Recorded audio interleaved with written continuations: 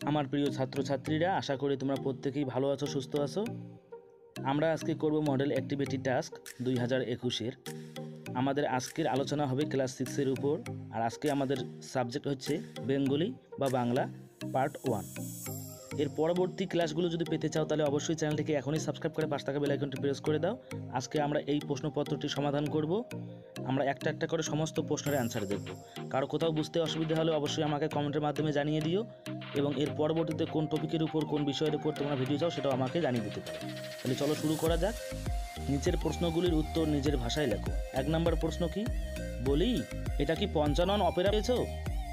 কে কাকে একথা বলেছে? তার কথার একথা বলার কারণ কি? আমরা এই প্রশ্নের উত্তরটা দেখে নেব। সেনাপতি শঙ্কর গল্পের শিক্ষক বিভীষণ দাস শঙ্করকে একথা বলেছে। তারপরে তোমরা প্যারা করে লিখবে, শিক্ষক বিভীষণ দাস যখন এমু পাখি সম্পর্কে পড়াচ্ছিলেন তখন শঙ্কর স্কুলের জানালা দিয়ে বাইরে তাকিয়ে আনমনা হয়ে গিয়েছিল। শিক্ষক তখন রেগে গিয়ে জিজ্ঞাসা করে, আমি কি পড়াচ্ছি বলো তো? শঙ্কর উত্তরে বলল, এমু পাখি খুব গাঢ় ছাই রং এর, বাজ পাখির চেয়ে বড় চওড়া বুক, উড়ে গেলে ডানার বাতাস কাটার শব্দ হয়। এভাবে সে নিজের মন গড়া ভুল উত্তর দিচ্ছিল। তখন মাস্টারমশাই রেগে গিয়ে শঙ্করকে বলল, এটা কি পঞ্চানন অপেরা পেয়েছো? এবারে আমরা দেখি দ্বিতীয় প্রশ্নটা। আমাদের প্রথম প্রশ্নের উত্তর আমরা দেখে নিলাম। দ্বিতীয় প্রশ্ন ছিল, তারা স্বভাবতই নীরব। বক্তাকে কাদের সম্পর্কে কেন একথা বলেছেন? 3টে প্রশ্ন একসাথে আমাদেরকে করা হয়েছে। উত্তর, পশু পাখির ভাষা নামক প্রবন্ধে এই মন্তব্য করা হয়েছে। এখানে জঙ্গলের পশুদের নীরব থাকার কথা বলা হয়েছে। পোষা জন্তুরা চিৎকার করে কিন্তু বন্য জন্তুরা নীরব থাকে, কারণ তারা তাদের খাদকের সঙ্গে একসাথে থাকে, তাই তাদের আত্মরক্ষার চিন্তা করতে হয় বেশি। এ কারণেই তারা স্বভাবত নীরব। তোমরা এটাও লিখে দিতে পারো। এবারে দেখো, আমরা পরের প্রশ্নটা দেখে নিই। 3 নম্বর প্রশ্ন বলছে, বাচ্চাদের জন্য খাদ্য সঞ্চিত রেখেই সে খালাস। কোন রচনার অংশ? কাদের সম্পর্কে আলোচনা প্রসঙ্গে লেখক এমন মন্তব্য করেছেন, তার এমন মন্তব্যের কারণ কি? আমরা উত্তরটা দেখে নেব।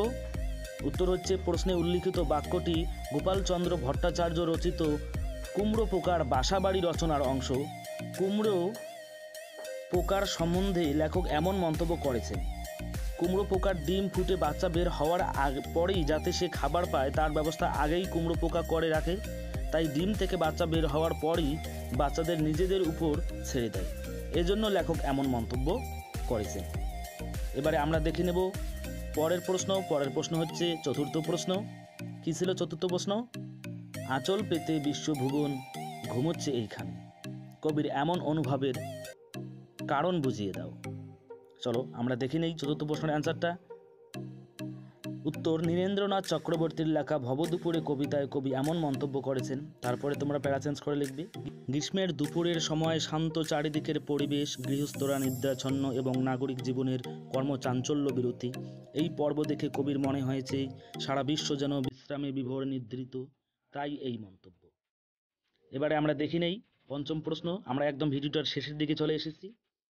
বরফের দেশের পাইন গাছ মরুভূমির পাম গাছের স্বপ্ন দেখেছে কেন? যদি ভিডিওটি ভালো লেগে থাকে একটা করে লাইক, একটা করে শেয়ার করে দিও। কেমন লাগলো অবশ্যই কমেন্টে জানিয়ে দিও। উত্তরটা তোমরা দেখে নাও। পাইন গাছ যেখানে থাকে তার সেখানে ভালো লাগে না, তার ভালো লাগে দূরের কিছুকে। আর এখানে বরফের অতিরিক্ত ঠান্ডা পাইন গাছের দুঃখ যন্ত্রণার কারণ। তার কাছে গরম দেশে বা জায়গায় স্বপ্ন দেখার বিষয়, অর্থাৎ ঠান্ডার থেকে তার কাছে গরম জায়গা প্রিয়।